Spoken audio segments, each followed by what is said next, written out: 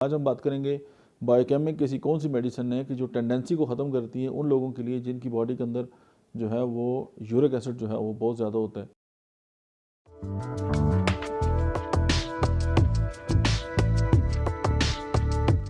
اور اس میں بھی دو باتیں ہیں، کچھ لوگوں کی جسم میں قدرتی طور پہ یورک ایسڈ زیادہ بنتا ہے اور کچھ لوگ جو ہیں وہ اس کا جو انٹیک ہے اس طرح کی غذاؤں کا جس میں پیورین زیادہ ہوتی ہے تو جس کی وجہ سے آگے چل کے ان کو جوائنٹس کی ایشوز ہوتے ہیں.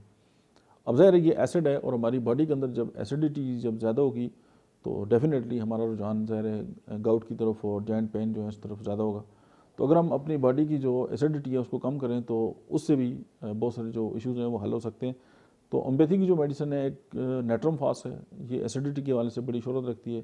چاہے یہ ایسیڈیٹی آپ کے جو ہے وہ بلڈ کے اندر ہو، چاہے یہ ایسیڈیٹی آپ کی جو ہے وہ اسٹمک کے اندر ہو یا کہیں بھی ہو یا یورک ایسڈ ہو تو نیٹرم فاس. اور سیکنڈ ون از نیٹرم سلف. تو یہ دونوں ادویات جو ہیں وہ 3x میں لے کے دن میں 3 سے 4 بار اس کی 4 ٹیبلٹ استعمال کریں نیم گرم پانی کے ساتھ یا ویسے زبان پہ ڈال لیں. تو یورک ایسڈ کی جو ٹینڈنسی ہے، جو زیادتی ہے، یہ پین ہے، وہ اس سے بہت حد تک کم ہو جاتے ہیں. یہ پرسنل جو ایکسپیرینس ہے یہ وہ آپ سے ڈسکس ہو رہے ہیں.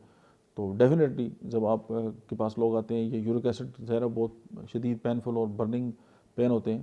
تو اب اس میں دیکھیں نیٹرم فاس ہے تو فاسفورس کی بھی فاسفیٹ بھی ہے تو ظاہر وہ جلن والا ایشو ہے وہ بھی ایڈریس ہو جاتا ہے. Thank you very much.